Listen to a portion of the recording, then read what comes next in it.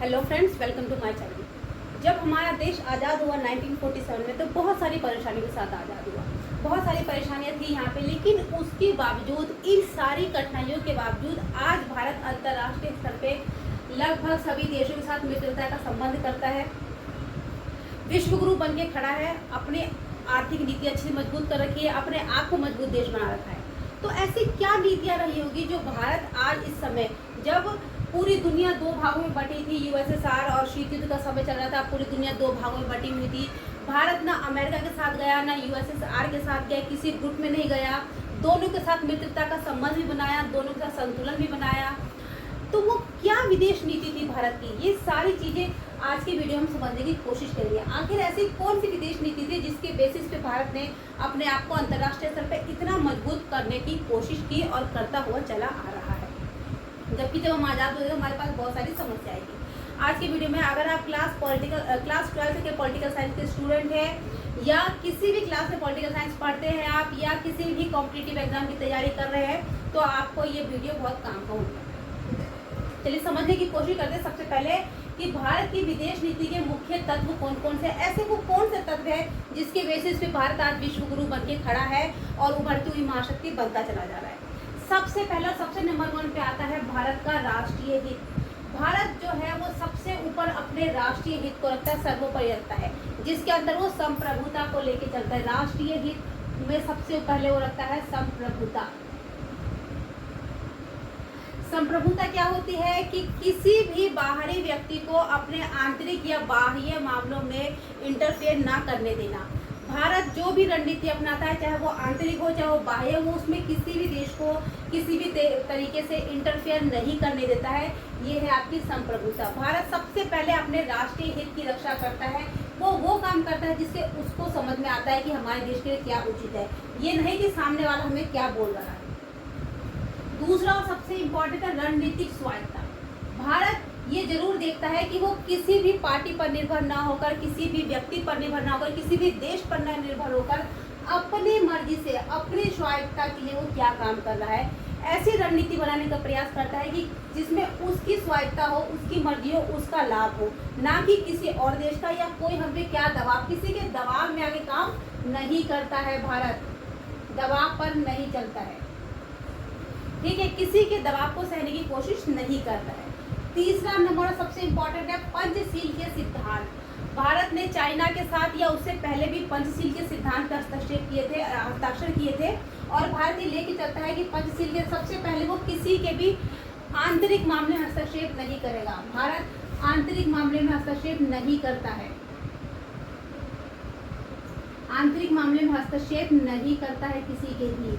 इसके अलावा शांतिपूर्ण सहअस्तित्व, शांतिपूर्ण सहअस्तित्व, यानी कि कोई भी ऐसा काम करता है उसको शांतिपूर्ण तरीके से कोशिश करता है कि उस विवाद को, समस्या को सुलझाने की कोशिश करे शांतिपूर्ण तरीके से, किसी भी विवाद को आगे नहीं बढ़ने देता। एक दूसरे की संप्रभुता में रहते हैं, एक दूसरे की संप्रभुता में किसी के मामले में इंटरफेयर नहीं करता है भारत।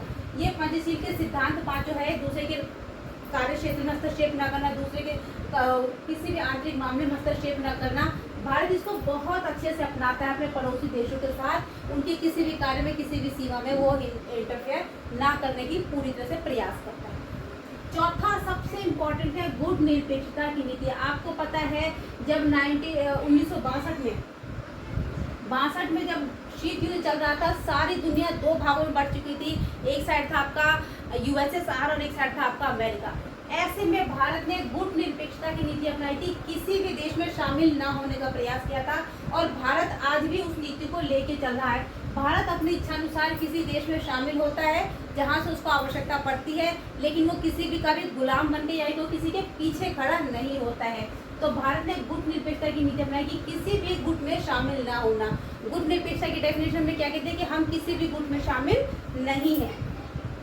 दूसरा है विश्व शांति की सुरक्षा। भारत जब भी कोई काम करता है तो वो प्रयास करता है कि सबसे पहले वो विश्व शांति की कोशिश करता है कि जिससे भी वो निशस्त्रीकरण को अपनाता है। लड़ाई जब दो देशों में हो तो वो कोशिश करते हैं कि पहले हथियार ना उठाया जाए, पहले हथियार ना उठाए। निःशस्त्रीकरण को अपनाने का भारत पूरी तरीके से प्रयास करता है। कोई भी विवाद होता है उसको शांतिपूर्ण तरीके से समझाना, विवादों को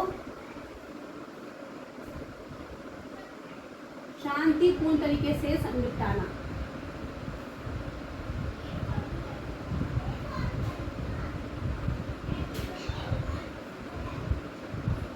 समाप्त करना।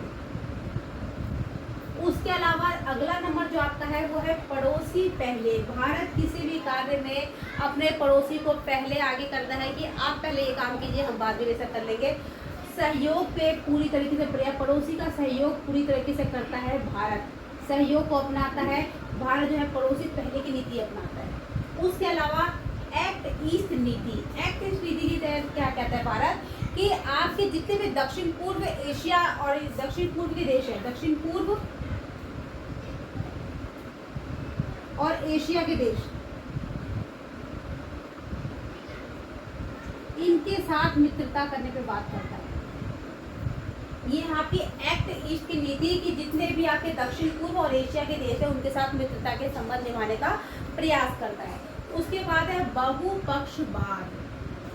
बहुपक्षवाद के तहत भारत क्या कहता है कि जितने भी अंतर्राष्ट्रीय स्तर पे जितने भी संगठन है, जैसे कि आपका ब्रिक्स है, यूएनओ है, आपका क्वाड है, G20 है, ऐसे करके जितने भी अंतर्राष्ट्रीय वो है इन सब पे भारत काम कर, उन सब का मंच साझा करता है, इन सब के साथ मेंबरशिप करता है, इन सब के साथ ये संगठन बनाता है और काम करता है, सभी पक्षों के साथ अच्छे से वो संबंध बनाने का प्रयास करता है। उसके अलावा आर्थिक कूटनीति, 9वें नंबर पे आपके जो सबसे इम्पोर्टेंट है वो है आर्थिक कूटनीति। आर्थिक कूटनीति के क्या कहते हैं कि व्यापार और निवेश, हमें जहाँ से आवश्यकता पड़ती है उसके साथ हम व्यापार करेंगे। भारत कहता है कि हमें जिससे भी आवश्यकता पड़ेगी हम उसके साथ व्यापार करेंगे, अपने कूटनीति को, अपने निवेश को मौका देंगे, चाहे वो किसी भी देश में निवेश करने से और करवाने से भारत मना, आयात और निर्यात पे पूरा विश्वास करता है। उसके अलावा 10वें नंबर पे सबसे इम्पोर्टेंट है आपका भारत की सॉफ्ट पावर। सॉफ्ट पावर आप जानते हैं कि भारत का योग, संस्कृति, जो हमारी पुरानी संस्कृति है, जो योग है, जो ये सारी चीज़ें हैं वो सॉफ्ट पावर के अंतर्गत आती है और भारत अपनी सॉफ्ट पावर के बेसिस पे बहुत अच्छे से पूरी दुनिया पे राज करा। हमारी जो संस्कृति है वो सबसे अलग चलती है, आप देख ही सकते हैं। उसके बाद 11वें नंबर पे सबसे इम्पोर्टेंट है आपका आतंकवाद का विरोध। भारत अंतर्राष्ट्रीय स्तर पे आतंकवाद का विरोध करता है, तो जितने भी देश है जो आतंकवाद का विरोध करते हैं उसका भारत समर्थन करता है। ठीक है, ये वो महत्वपूर्ण पॉइंट्स है जिसके बेसिस पे भारत अपने विदेश नीति को अपनाता हुआ चला रहा है और अंतर्राष्ट्रीय स्तर पे बहुत मजबूती से वो काम कर रहा है। इसके अलावा भी और से बहुत से पॉइंट्स हो सकते हैं जो आप हमें कमेंट करके बता सकते हैं। आज का वीडियो आपको कैसा लगा जरूर से बताइए।